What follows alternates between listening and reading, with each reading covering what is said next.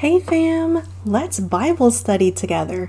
Today, we're going to go ahead and dig into Proverbs. So, get your Bible, get your tablet, get your snacks, get your tea, get your coffee, or child, just get your headphones. But let's get it, let's go.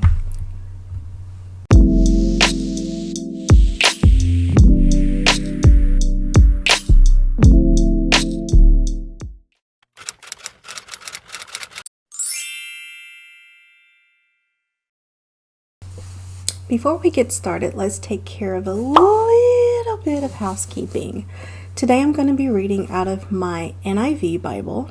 Now, before you start clutching your pearls and saying, child, that's not the authorized King James Version, or I don't have that version. Breathe. It's okay. We're all family here. We're going to work this out, okay? Just understand that whatever version you have or whatever version sings to your heart, it will be okay. It will work. The overall meaning is not going to change and it will flow. Okay? So it'll be the same no matter what. Okay? Tomato, tomato. A few moments later. Okay, so I do have some disclaimers. I want to let you know up front that I am a very unorthodox Bible studier and teacher. I have been known to spend hours, just going over one paragraph, seeing how deep that rabbit hole can go. But in an effort to save your sanity and being mindful of your time, I'm going to do things a little differently here. So I don't know about you, but I'm a planner. So I like to know what I'm getting myself into. So don't worry, I got you. I have an outline of how things are going to flow and work out. Okay, so here's the outline. First, I'm going to go ahead and just read through the entire chapter. No stops, all gas, no brakes. And then secondly, I will discuss some highlights of what stuck out to me. And then third, I will insert a couple, maybe just one, but I will insert something here that relates to real life examples in relation to whatever may have been discussed in the chapter. And then fourth, I will share me writing down notes in my faith planner. And then last, we'll go ahead and wrap everything up and get ready for the next one. So that's your little itinerary. That's your little syllabus. We should be good to go.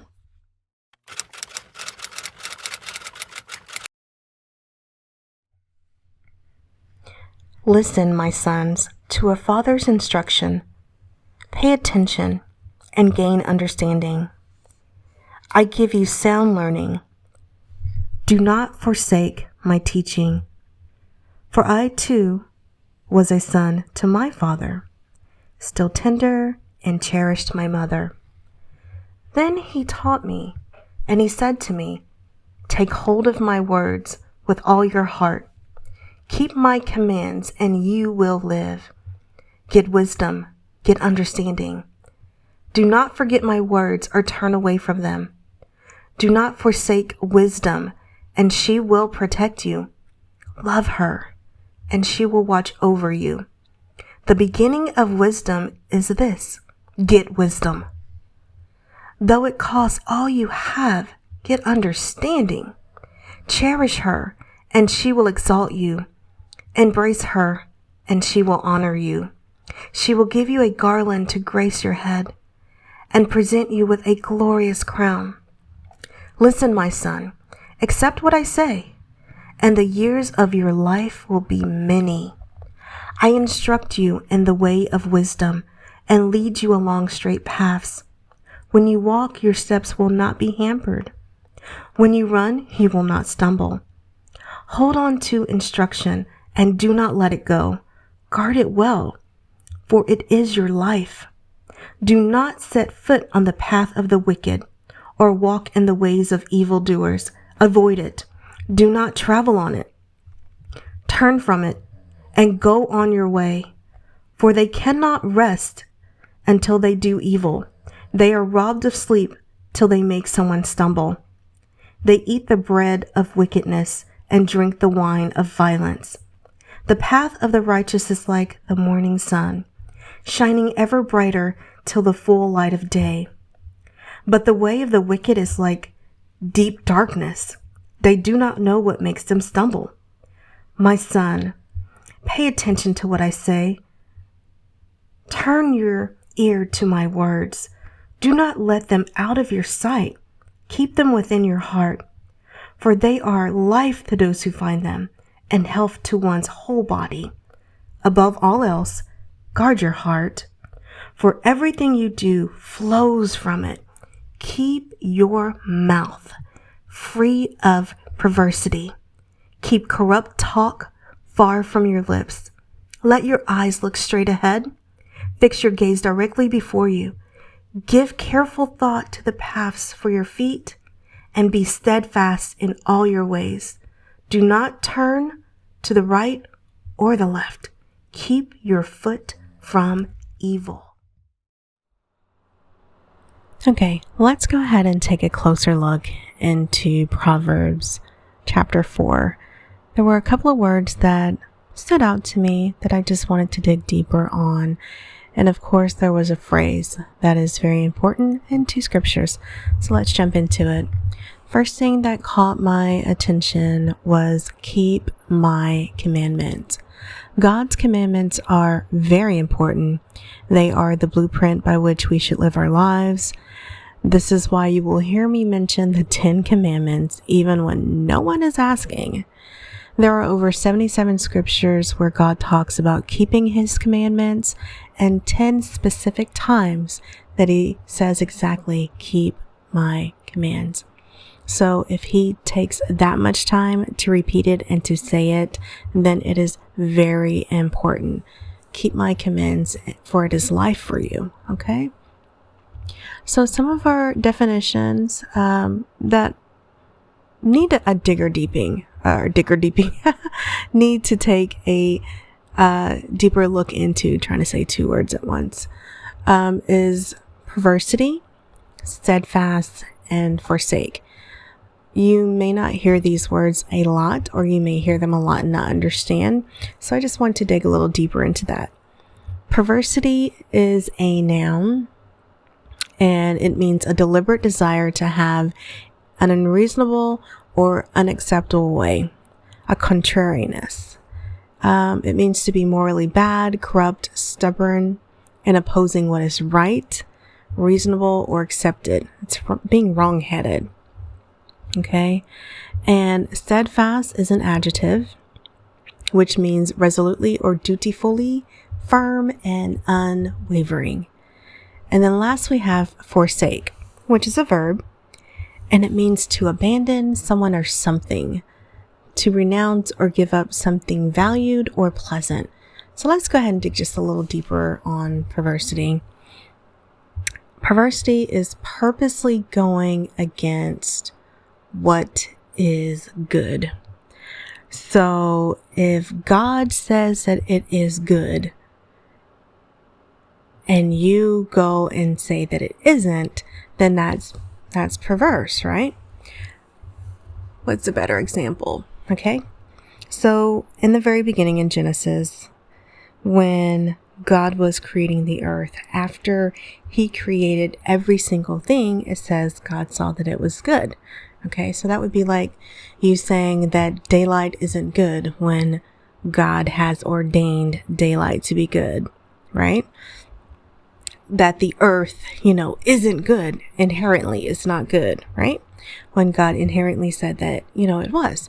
So it's taking something that God says is one way and saying that it isn't, or taking something and turning it into something that it should not be.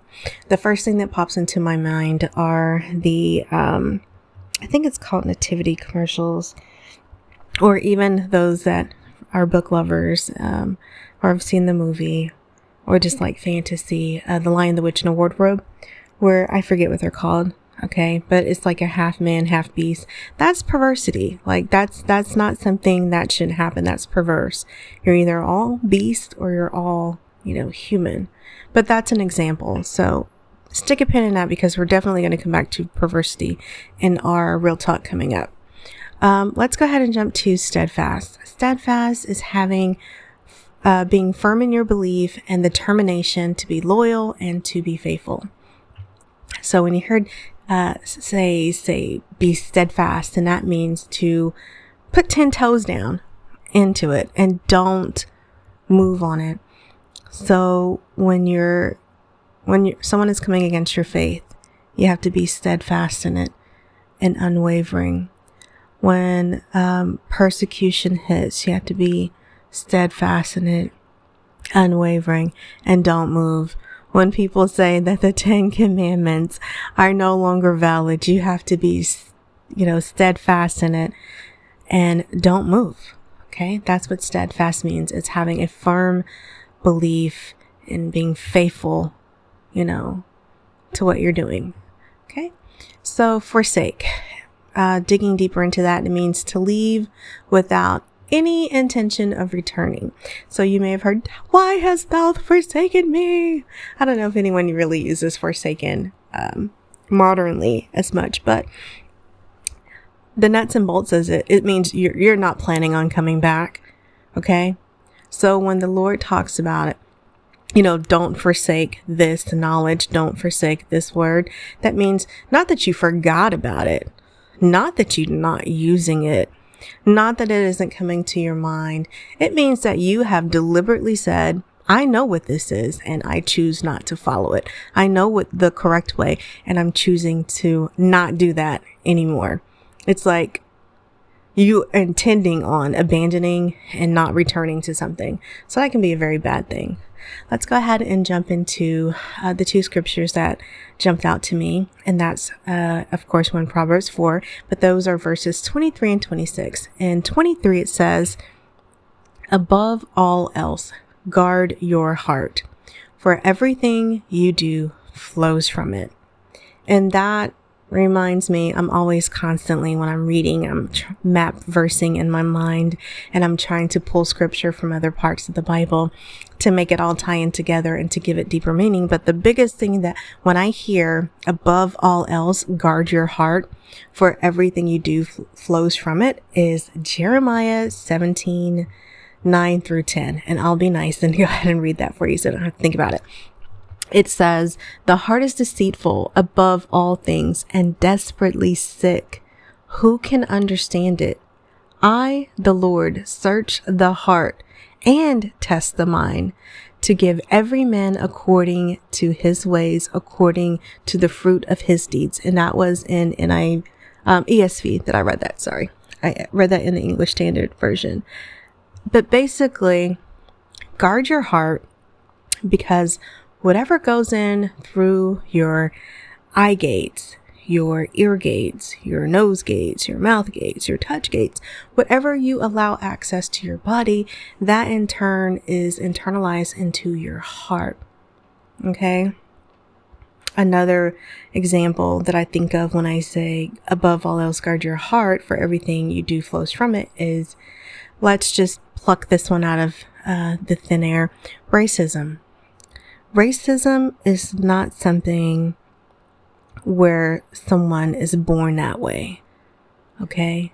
Babies aren't born racist. It is something that you are taught and that gets into your heart, and it flows out of your mouth and your actions when you're saying and doing things. So we have to be so mindful of what we're putting before our gates, because your heart, according to Jeremiah 17, 9 through 10, it is deceitful. You think it's this, you think it's that, but at the end of the day, God says, no, nay, nay. It is deceitful. You think this, you think that, but it's desperately sick. Okay? I'm the one that cleans the heart. I'm the one that, goes through it and makes it pure. So, and I need your help, with guarding your gates and being mindful of what you put into it. So that was a really big one. I was like, kudos, like that one, live by it. Yes. And let's go to verse 26. Give careful thoughts to the paths for your feet, and be steadfast in all your ways. Steadfast, steadfast, steadfast. There are going to come times when people are going to come against you regarding, what will inherit the kingdom of God. And we have to be steadfast and stand on it. We have had many brothers and sisters that have been persecuted for the mere belief, beheaded, and they had to be steadfast on it. We have brothers and sisters in China that are in prison just for having a Bible and just for trying to learn more. And they had to be steadfast in their beliefs and not denounce it. And, go along with being put in prison for slave labor due to their beliefs and not willing to renounce it. So it may sound easy, but it's not. It's not. And we have to be mindful, and you have to, willingly be steadfast in all of your ways. Now, I said stick a pin in perversity because we're going to talk about it in real talk. And a lot of people are not seeing these things as perverse. So I'm just going to put it in your face. As they put it in your face and they hide it and try to make it seem like it's not a big deal, I'm going to bring it back to the forefront. So when looking at these next real life clips, keep the definition of perversity in your mind, okay, as you are watching these stories unfold. And understand that perversity is a deliberate desire to behave in an unreasonable, unacceptable way or in contrariness, and to purposely go against what God said is good. Okay? So let's go ahead and jump into our real world scenario, and then you can journal with me and we'll close up with a conclusion.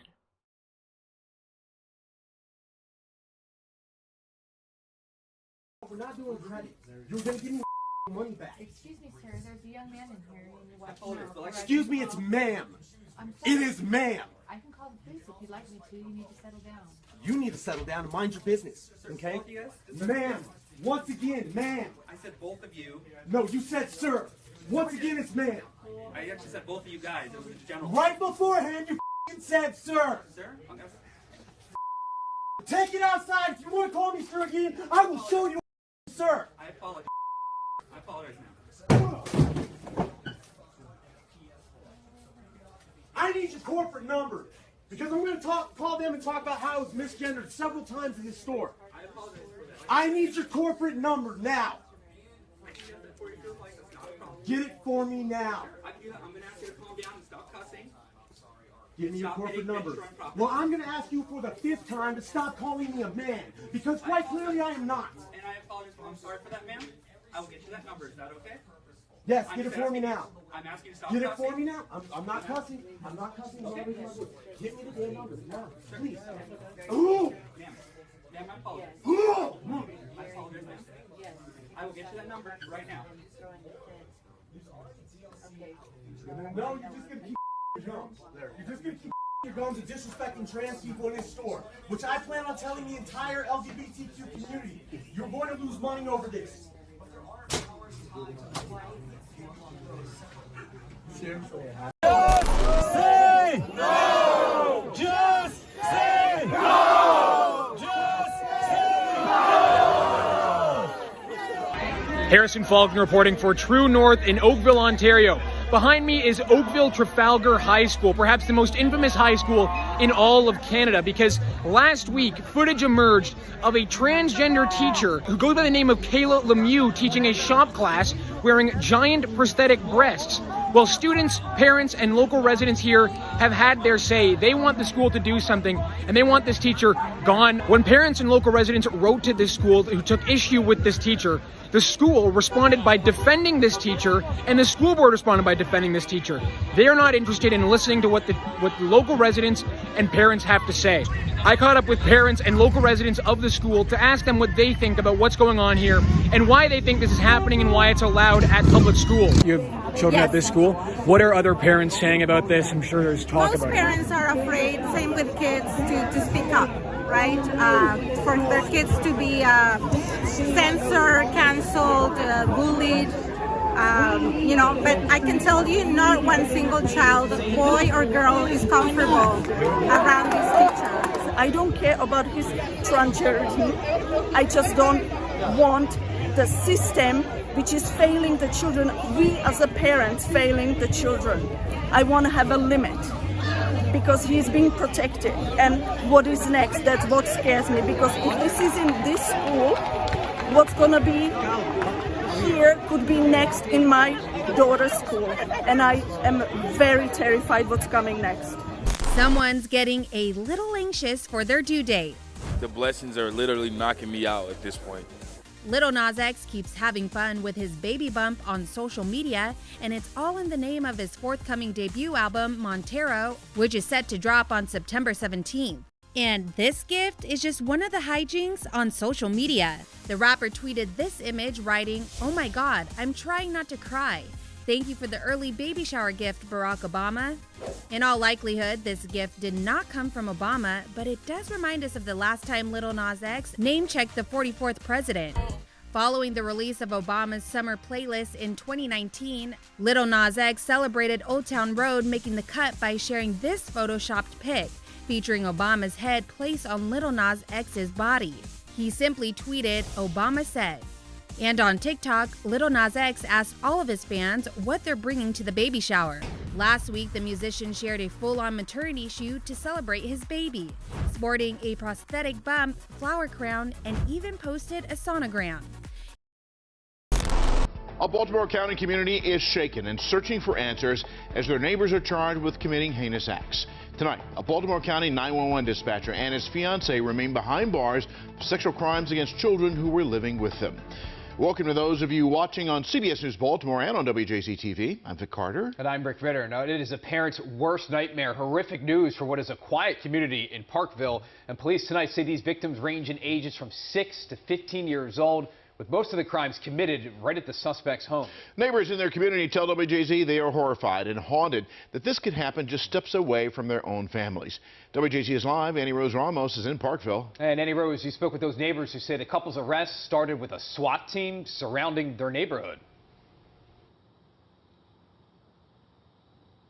Yeah, Rick and Vic, this entire street was shut down by a SWAT team last Wednesday when they were arresting those two men who were found with multiple children who will now be facing those charges. But Rick and Vic, this is a find that neighbors had no idea would be happening. It took them by shock and horror. But these two men were found with those multiple children. They were being charged now with sexually assaulting as many as 7 kids, the youngest 6 years old.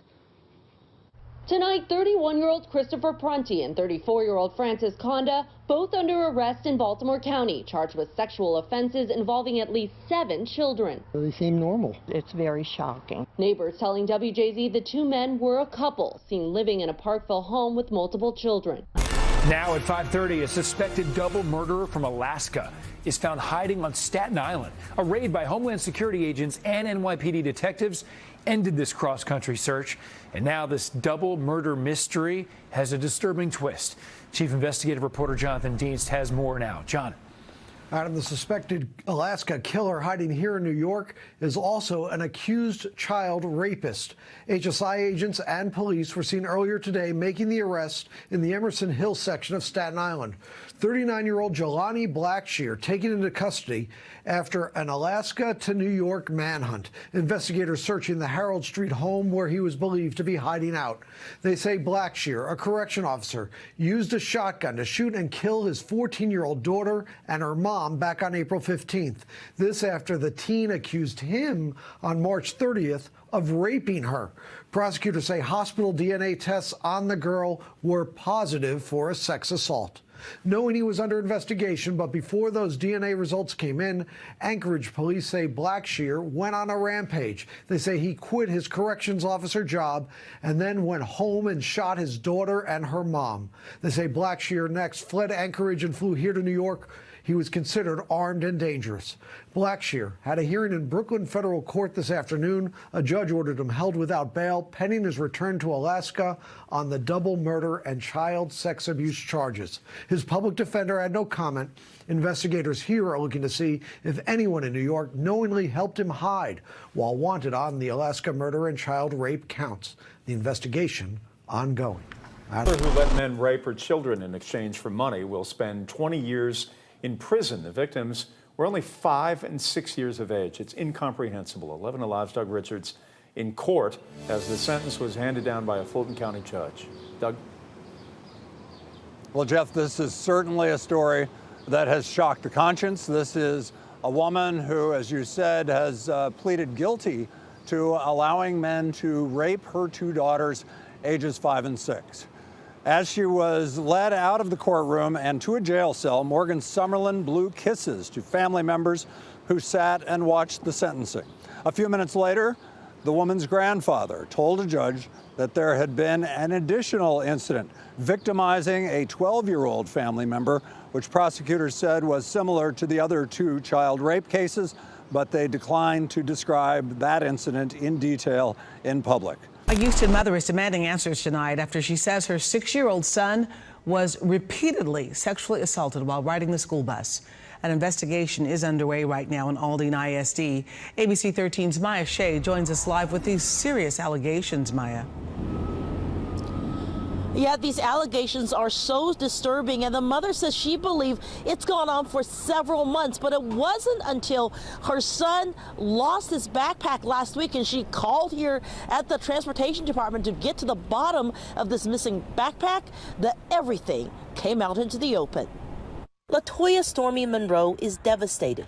She says she had no idea that her 6-year-old son was being sexually assaulted on the school bus. I feel like as a parent, I failed my child. It hurts. I didn't protect him. I don't know what to do. Monroe was joined by community activists today in front of the Aldine bus barn to discuss what they believe happened, that over the past several months, an older child would repeatedly molest and sexually assault Monroe's son on the bus, and that the bus driver didn't notice. According to the investigator, the bus driver stopped the bus because she thought they were fighting on the back of the bus, but this mother's child was fighting because he was being raped. Monroe says everything came to light last Tuesday when efforts to track down her son's missing backpack led school officials to look at surveillance video on the bus. Then she got a call. I get to the school and I find out that my son was sexually assaulted.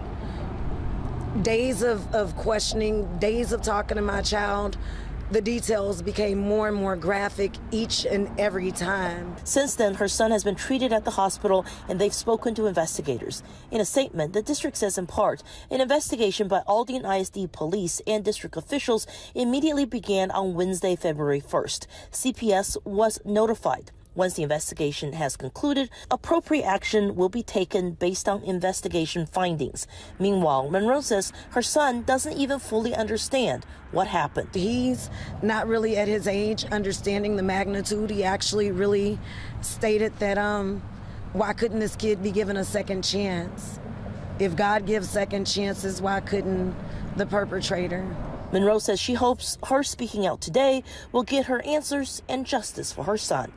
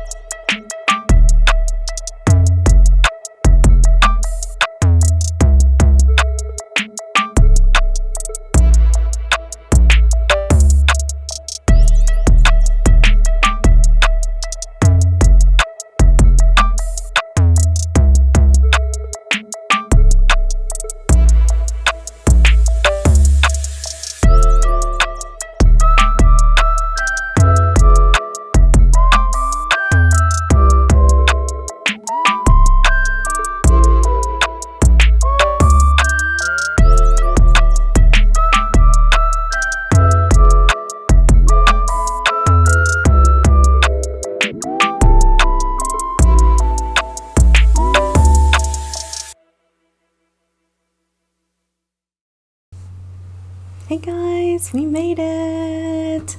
Chapter 4 was really good too. And this one of the verses that really spoke to me was 23. I'll go ahead and read it for reference. Above all else, guard your heart, for everything you do flows from it. Normally, I am always talking about watch your mouth, watch your mouth. Be careful with your words. You know, there's life and death and the power of the tongue. But it is equally important to guard your heart. Now, I'm not talking about getting your heart broken or being misused. I'm talking about what you allow in through your eye gates, your ear gates, even your mouth gates, you know, touch too. Anything that you allow in, that will then take root into your heart. So whatever you are consuming, whatever you are ingesting, eventually, you know, when you do speak or when you are acting out, it's coming from your heart. So that needs to be equally guarded as well. So that was a highlighter for me for sure. What was your favorite verse? Let me know. Comment down below. Again, as always, anything that I use will be linked in my shop below or in any link if it's not from me. I also have freebies. And again, thank you for joining me on this little journey, and I will see you in the next one. Bye!